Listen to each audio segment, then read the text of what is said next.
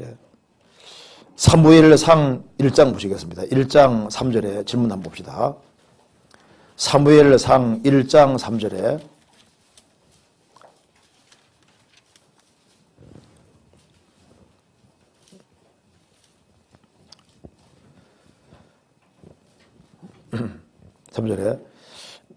이 사람이 매년에 자기 성읍에서 나와서 실로에 올라가서 만군의 여호와께 경배하며 제사를 드렸는데 엘리의 두 아들 홈니와 비느하스가 여호와의 제사장으로 거기 있었더라.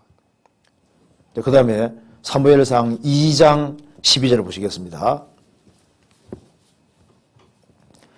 엘리의 아들들은 불량자라 여호와를 알지 아니하더라.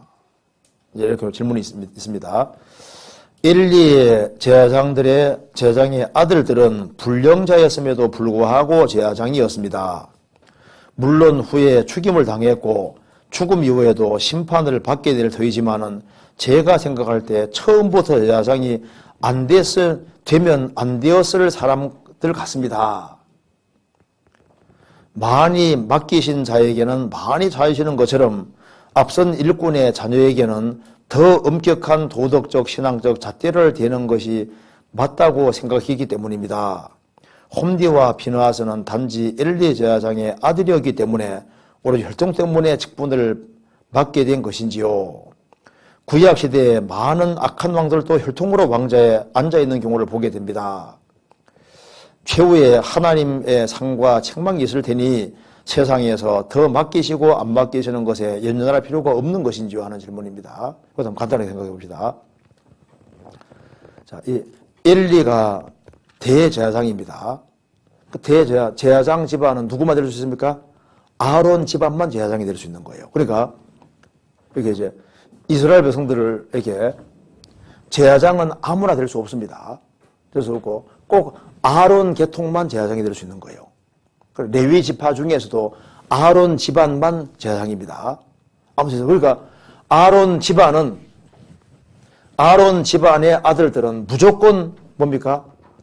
전부 다 제사장이 되는 거예요. 그러니까 아론이 있으면은 아론 집안에 속하는 사람은 전부 다 남자는 태어나면 다 제사장이 될 수 있습니다. 그런데 제사장이 되는데 레위기에 보면은 제사장이 되더라도 제사장의 축복에는 참여하되 하나님을 섬기는 것은 흠이 있는 사람은 안 된다고 되어 있어요. 그러니까 제사장 집안으로서 이렇게 하나님께 제사 드리고 할 때 들어오는 모든 걸 같이 이제 나눠가지고 가질 수 있고, 다 축복에는 참여하되 하나님을 섬기는 데는 뭔가 육신적으로 문제가 있는 사람은 못 되게 되어 있습니다. 안 되게 되어 있는 거예요. 그러니까 여기 이제 엘리의 두 아들이 있었는데 엘리가 대제사장이니까 아론 계통이니까 무조건 그 아들들은 무조건 제사장이다 그 말입니다. 근데 제사장인데 여기 이제 사무엘상에서 말한 대로 이 엘리 아들들이 레위기에 말한 대로 뭔가 불완전한 것이 뭐가 있으면요 제사장 될 수 없었습니다. 한번 찾아봅시다. 여기 레위기 한번 보세요. 레위기 21장 한번 보세요. 16절 봅시다.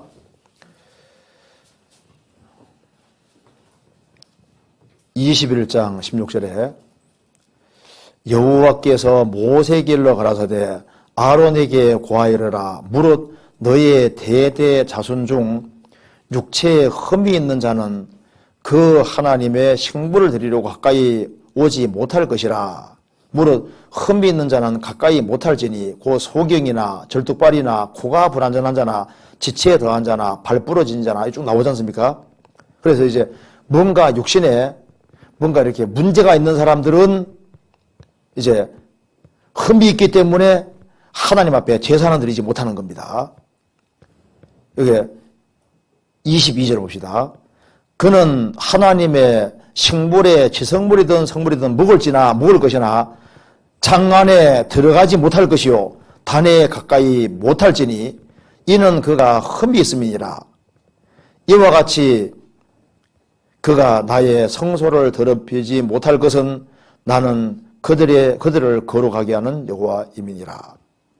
그러니까 제사장 집안에 속한다 할지라도 제사장 집안에 속한 사람으로서 성물을 먹을 수는 있는데 하나님을 가까이 섬기고 제사와 예배 집행할 때, 집전할 때 그래서 적극적으로 일하는 것은 막았지 않습니까?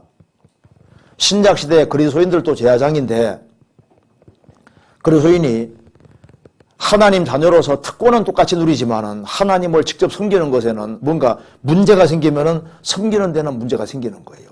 주님께 쓰임 받는 데는 문제가 생길 수 있습니다. 그래서 소경처럼요, 구원 받아서도 영적인 분별력이 흐려지고 그러면 주의 일꾼은 될 수가 없는 거잖아요. 그리고 쩔더버리라는 것은 여기 뭔가 정로로 걷지 않고 자꾸 치우치는 사람은 일꾼 될 수가 없잖아요. 뭔가 이제 문제가 있는 사람은 성경에서 하나님을 가까이 섬기는 데서는 배제시켰습니다. 축복에는 참여하되 하나님 가까이 섬기는 특권은 가지지 못했다 그 말입니다. 신약시대도 마찬가지입니다. 똑같이 구원을 받아서도 주님 앞에 더 귀하게 쓰임받아야 되는데 그것은 뭔가 신앙적으로 문제가 없어야만 귀하게 쓰임받을 수 있는 것과 똑같은 거예요. 그 사람 보면요, 정신적으로 잘못된 교리를 고집하고 있거든요. 그 사람은 교회 안에서 쓰임받지 못하는 거예요. 그걸 안 고치거든요. 그럼 안 고치면 쓰임받지 못하잖아요.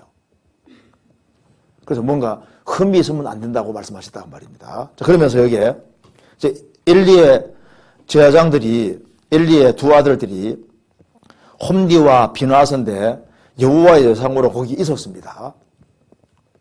그러니까 한때는 잘 했으니까 세웠을 거 아니에요. 그런데 하나님은 이 사람이 문제 있는 사람이라는 걸 알지 않습니까? 그래서 제사장으로 있었는데 하나님께서는 말씀하시기를 제사장으로 있었고 그리고 하나님을 충분히 알 수 있는 기회가 엄청나게 주어졌음에도 불구하고 엘리 아들들은 불량자 벨리알이 되고 여호와를 알지 아니하더라. 그래서 시간 지나가면서 이 사람들이 이게 문제가 심각한 사람이란 게 나중에 드러난 겁니다. 그래서 이제 하나님께 드리는 제물을 갈고리 가지고 탁 꿰가지고 먼저 가져가고 수종하는 여행하고 동침도 하고 그렇게 하면은 엘리 제사장은 금을 딱 그어서 제사장 자격을 박탈해야 될 거 아니에요. 그런데 박탈해야 되는데 그 얘기를 들으면서도 자기 아들이기 때문에 봐준 겁니다.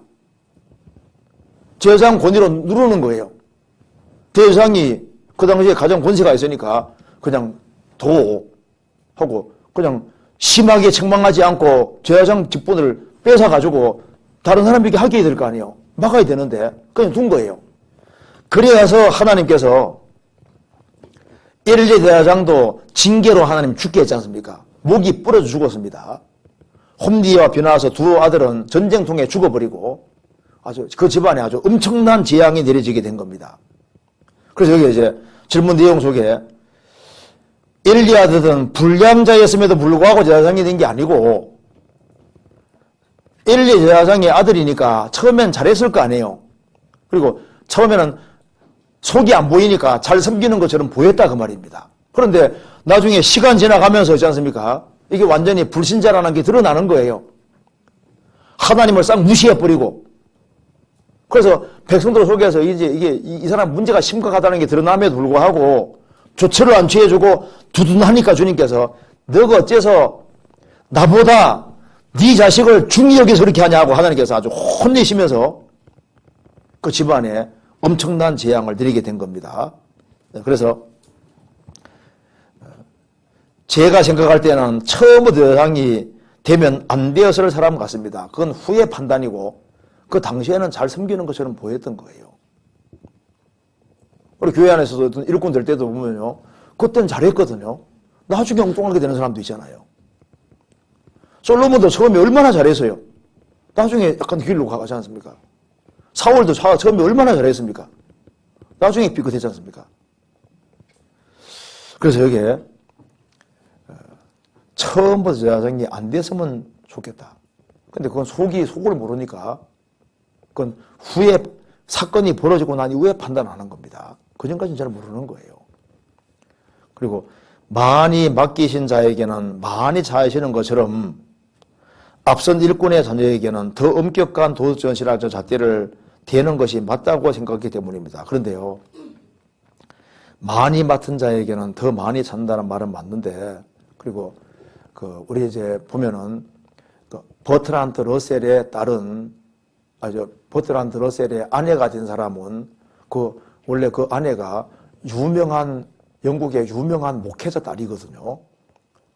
유명한 목사 딸인데 이제 버트란트라고 결혼했습니다. 러셀이 이 사람이 철학자지 않습니까? 그래서 그 아내를 완전히 무신론자로 만들어 버렸어요. 그러니까 철저한 무신론자가 됐거든요. 그러니까 아버지는 바르게 훌륭한 목사로서 자식을 훌륭하게 키우려고 했는데 그만 훌륭한 사람인 줄 알고 결혼시킬지 모르지만은 이 사람이 완전히 있지 않습니까? 신앙적으로 하나님하고 적대적이니까 물 들어가지고 같이 그냥 대적자가 돼버리지 않습니까? 믿을 수 있는 기회가 더 많이 주어진 사람에게는 더 큰 책임이 있다는 말이 맞습니다. 성경에서 믿을 수 있는 기회가 적게 주어진 사람하고 많이 좀 차이가 있죠. 예를 들어 봅시다. 이제 구원을 받은 목회자인데 자녀가 믿을 수 있는 기회가 더 많이 주어지지 않습니까? 더 많이 주어지니까 받아들이면 더 큰 축복인데 복음 맺혀가면 더 큰 재앙을 만나게 되는 거예요. 그렇죠? 그래서 이제 신앙의 분량을 지금 말하는 게 아니라 구원받는 문제는 그렇습니다. 그리고 이제 구원받고 난 이후에 신앙생활하는 가운데 우리 여기 질문하는 내용 중에 많이 맡기신 자에게는 더 많이 잘하신다. 이 말은 맞습니다. 성경에서 봅시다. 누가복음 보세요. 누가복음 13장 보시겠습니다. 12장 47절을 보시겠습니다.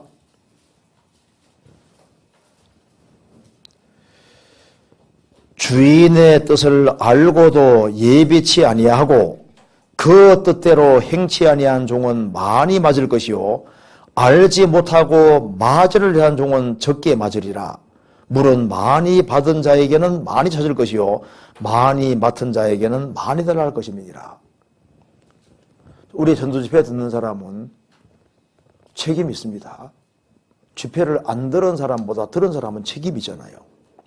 집회를 한 번 들은 사람하고 10번 들은 사람 누가 책임이 더 크겠습니까? 10번 들은 책임이 더 크지 않습니까? 그래서 많이 맡은 자에게는 많이 달라 할 것이다. 그래서 그만큼 책임이 클 것을 말씀하는 것이 맞습니다. 그래서 여기 이제 엘리의 아들들은 제사장이니까 제사장으로서 합당하게 행해야 되는데 이 사람들은 처음부터 불신자라는 것이 처음에 몰랐는데 시간 지나면서 드러나는 거예요. 행동으로 나타나게 된 겁니다. 그래서 홈디와 비느하스는 단지 엘리 제사장의 아들이었기 때문에 오로지 혈통 때문에 직분받게 된 것이죠. 혈통 때문에 제사장이 될 수는 있지만은 제사장 직무를 행하는 것은 원래 흠이 있으면 처음부터 안 되는 거예요. 뭔가 흠이 있었다면 처음부터 안 시킵니다. 흠이 없었어요. 좀 잘하는 것처럼 보였어요. 근데 시간 지나가니까 이제 드러나는 겁니다. 유다도 잘 섬기는 것처럼 보였는데 나중에 보니까 아니었지 않습니까? 그리고 이게 구약 시대에 많은 악한 왕들도 혈통으로 왕자에 앉는 경우를 보게 되는데 이건 왜냐하면 하나님 말씀하셨잖아요. 이스라엘아, 내가 왕이 되는 게 좋은데 너희들이 왕정 제대로 세우면은 왕의 운명과 너희 운명은 연결되는 거다. 어떻게 할래?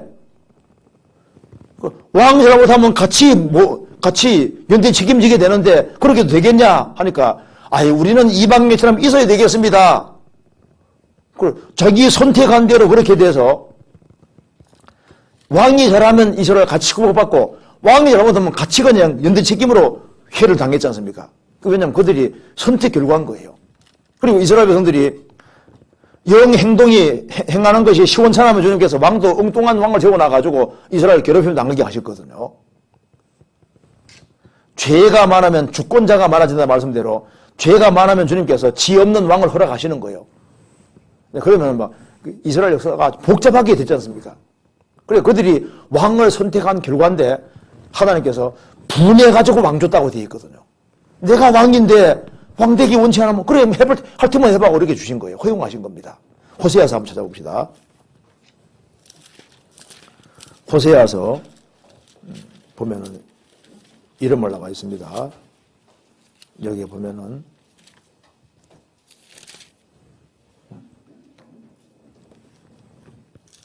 잠깐만요. 여기에 호세아서 11장 가면서 보자.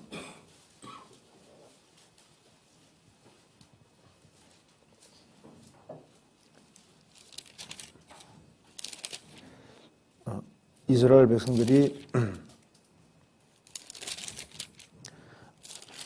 하나님을 원치 않기 때문에 하나님께서 분해서 왕을 세웠다는 말씀이 있습니다. 나중에 찾아보죠. 예. 여기 10.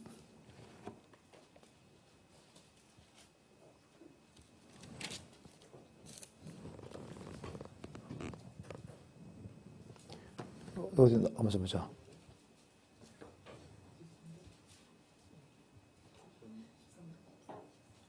13장 어디 있죠? 몇 장 몇 절? 13장 11절 11절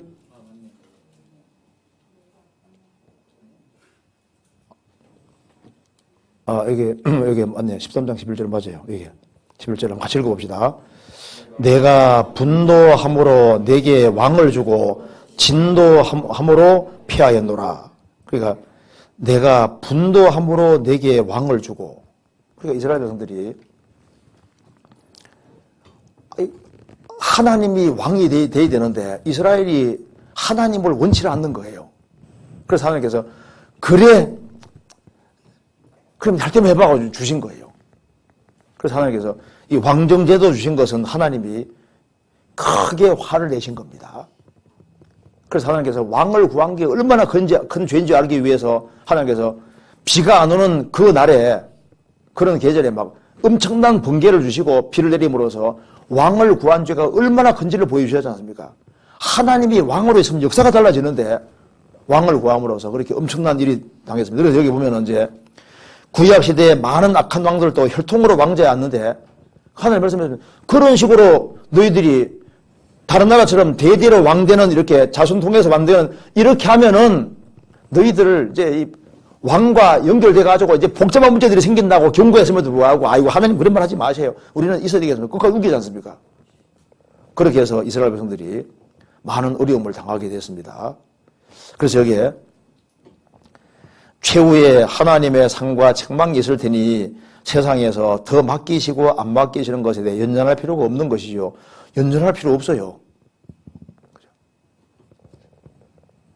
하나님께서 다 모든 걸 적당하게 해줬다는 걸 생각해야 됩니다. 적당하게.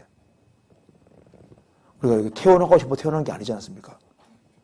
그래서 태어나 보니까 저도 가난한 가정에 그러니까 태어나고 보니까 어떤 사람 목회자 가정에 태어나고 태어나고 보니까 아버지가 좀 약간 불량한 아버지도 있고 술꾼 아버지도 있고 뭐 별 가정 다 있지 않습니까? 그러니까 태어나고 싶어 태어난 게 아닌 거예요.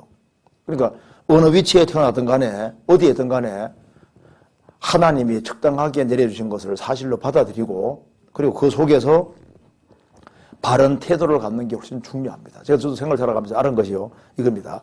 이제 저기 생살아가면서 제일 중요한 중에 하나가 이게 참 중요한 것 같아요. 태도 중에도 어떤 태도냐면은 감사하는 태도 그리고 감사하는 태도하고 그걸 있는 그대로지 않습니까? 수용하고 그리고 어떤 상황이 주어지든 간에 그 하나님 허락하시는 걸 딱 믿고 태도를 가지되 긍정적인 태도를 딱 가지고 이렇게 살아가면요. 이 태도를 바르게 한다는 것이 이게 바로 마음입니다. 마음. 그래서 마음을 바르게 하면은 하나님이 배후에 계시니까 하나님이 마음과 영혼 속에 역사하시지 않습니까? 그래서 봐요. 결혼 생활을 하든 직장 생활을 하든 어떤 단체와 사회에 있든 간에 하나님은 살아계시기 때문에 마음 태도를 바르게 하면요, 인생이 엮어져 가는 거예요. 그래서 어머니가 술, 알코올 중독자다. 딸이 둘이 있거든요. 그 딸이 어머니가 알코올 중독, 나는 중독될 수밖에 없다. 이렇게 하면 안 되잖아요. 그렇게 해서 중독자가 되는 사람이 있는가 하면 나는 그 길은 나는 안 가 하고 반대 태도를 취하면요, 술 먹는 거 반대길로 갈 수 있는 거예요. 아버지가 우상 숭배했다. 나는 그 길로 안 가겠다 하면 안 갈 수 있거든요. 그러니까 하나님 살아계시니까 바른 태도를 가지고 있으면 주님 간섭하시는 것이 분명히 있는 거예요. 틀리고 있습니다. 그리고 결혼 생활 속에서도 남편이 까다로울 수도 있지 않습니까? 그래도 바른 태도를 가지고 살아가면 주님의 간섭하심이 있는 거예요. 그래서 주변 환경은 성경은 말합니다. 틀림없이 부차적인 거다. 왜? 하나님이 안 계시면은 결정적인 것인데 하나님이 계시기 때문에 환경적인 것은 부차적이라고 성경이 분명히 말합니다. 그래서 아버지가 우상 숭배하고 대대로 우상 숭배해도 우상 숭배하면 벌을 내려드릴까요? 책임이 있으니까 하는 얘기인 거예요. 우상 숭배해도 나는 안 하겠다, 안 할 수 있는 겁니다. 인간은 영혼은 자유로운 거예요. 그래서 자기가 반드시 바른 선택을 할 수 있는 겁니다. 직장이 고달프다. 그래도 신앙생활을 바르게 할 마음을 가지고 살아가면 주님이 바르게 할 수 있는 길을 열어주십니다. 진짜요. 환경적인 것은 부차적인 거예요. 하나님 살아계시기 때문에. 그래서 태도 불량, 이게 진짜 문제거든요. 태도가 불량이면 다 삐딱하게 보이거든요. 항상 남하고 따지고 재고 이렇게 하면서 있지 않습니까? 마음에 구원을 받은 사람은 불평불만이 있으면 이건 문제가 심각한 거예요. 이스라엘이 출애굽을 해서 40년 광야 생활하는 동안에 엎드러진 죄가 뭡니까? 우상 숭배하는 죄로 3,000명이 죽었습니다. 간음죄로 총 24,000명이 죽었어요. 주를 시험하다가 뱀에 겁을 내서 많이 죽었거든요. 그런데 이스라엘 60만 명 대다수는 왜 거꾸로졌습니까? 원망하다가 다 죽은 거예요. 우리 생각할 때는 뭐 원망하는 게 무슨 큰 죄냐 그 말입니다. 그런데 신앙의 세계 속에서는 원망이 얼마나 큰 죄가 되는지 모릅니다. 마음에 불만이 있고 원망이 있는 사람은 그 사람은 시간 지나 봐요. 신앙이 엉뚱하게 됩니다. 그게 사소한 죄 같지만은요, 이것이 격길로 가는 지름길입니다. 그래서 마귀는요, 교회에 대한 불만을 딱 집어넣거든요. 환경에 대한 불만을 딱 집어넣어버리는 거예요. 마음에 불평이 있고 불만이 딱 있으면요, 그러면 마귀가 넘어뜨리기에 제일 좋은 게 되는 겁니다. 그래서 그러면 엎드러지지 않으려면 어떻게 하느냐? 아주 간단해요. 하나님 살아계시니까 태도를 바르게 하고 감사하는 마음을 가지고서 잘 기다리면 그냥 시간 지나면 주님이 다 알아서 해준다니까요. 그 바른 태도가 얼마나 중요한지 몰라요. 남편이 안 바꿔지죠. 시간 지나 봐요. 바꿔줘요. 내가 바른 태도 가지고 주님 섬기고 살아가면은 사람이 여호와를 기쁘시게 하면 원수라도 어떻게 한다고요? 화목하게 하신다고 했지 않습니까? 원수라도 화목하게 만들고 마음의 소원을 이루어준다는 말이 맞는 거예요. 시간 지나가면 여호와 이래고 시간 지나가면 에벤에셀이 맞습니다. 하나님 도와준 것이 맞는 거예요. 그래서 신앙생활은 복잡하게 안 되어 있습니다. 바른 태도 속에서. 그래서 이제 우리가 어제도 우리 서울 중보교회에서 이제 얘기를 하는 가운데 이 얘기를 하면서 했거든요. 자, 우리가 성장하되 은혜 안에서 성장해야 되는데 은혜 안에서 어떻게 성장하냐 그 말입니다. 어떻게 은혜 안에 성장하냐 그 말입니다. 그 답은 간단하다. 은혜 안에서 성장하려면은 은혜를 받으면 감사가 생기잖아요. 누구에게 은혜 주십니까? 겸손한 자에게 은혜 주신다 하셨느니라. 그래서 은혜 안에 자르려면은 어떻게 하면 돼요? 겸손하면 돼. 그래서 더 겸손하면은 더 큰 은혜가 내려옵니다. 틀림없어요. 더 낮추면은 더 큰 은혜가 실제로 내려옵니다.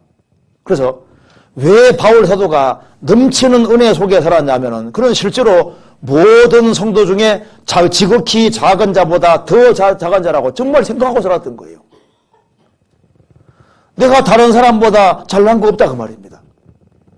우리는 구원받았으면 그거로 족하고 내가 구원받아서 생활 살아가며 고생해도 지옥 갈 사람 하루 고생 못해요. 저는 그렇게 생각합니다. 내가 아무리 고생해도 나는 지옥 가는 사람 하루 고생 못한다 그 말입니다. 이게 고생이냐 그 말입니다. 당연히 해야지. 주님은 나를 위해 죽으시고 무엇을 하셨는데 뭐 고생될 게 없어요. 뭐가 고생이에요. 당연히 해야 되는 거예요. 당연히. 나는 아무리 고생해도 지옥 갈 사람 하루 고생할 수 없는 겁니다. 그리고 옛날 사람들에 비해서 뭔 고생이에요. 우리 시대만큼 편안한 시대가 어디 있어요. 그리고 감사하되 정말 구원받은 걸 아주 무한히 감사하고 크게 감사해야지 그게 정상적인 겁니다. 그리고 그래서 마음을 낮추고 살아가면은 주님께서 진짜 은혜를 주셔요. 그리고 누가 설교하러 오든 간에 마음 낮추면요 진짜 배우거든요.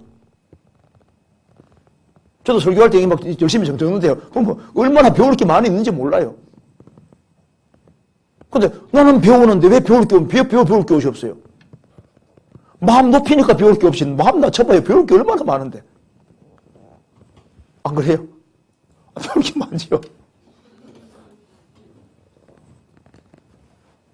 청년의 모임을 가든 누가 간증하든 뭐 하든 간에 잘 들어봐요. 들어보면요. 진짜 많이 배웁니다. 저도 이제 누가 얘기하면 뭐 이렇게 가능하면 이제 간증 같은 것도 다 이게 녹음 딱 해가지고 저장하고 이렇게 하거든요. 그게 다시 그런 간증이 나올 수가 없잖아요. 다시 간증하고 똑같이 해야 안 돼요. 안 되죠. 안 돼요. 그래서 할 때 우리 교회 안에서 가르치는 건 뭐든지 간에 잘 적어가지고 잘 내 것으로 만들어가지고 그 얼마나 좋은 거예요. 항상 배우는 입장을 갖는 것이 참 중요한 겁니다. 우리는 모르는 게 아직 너무 많아요.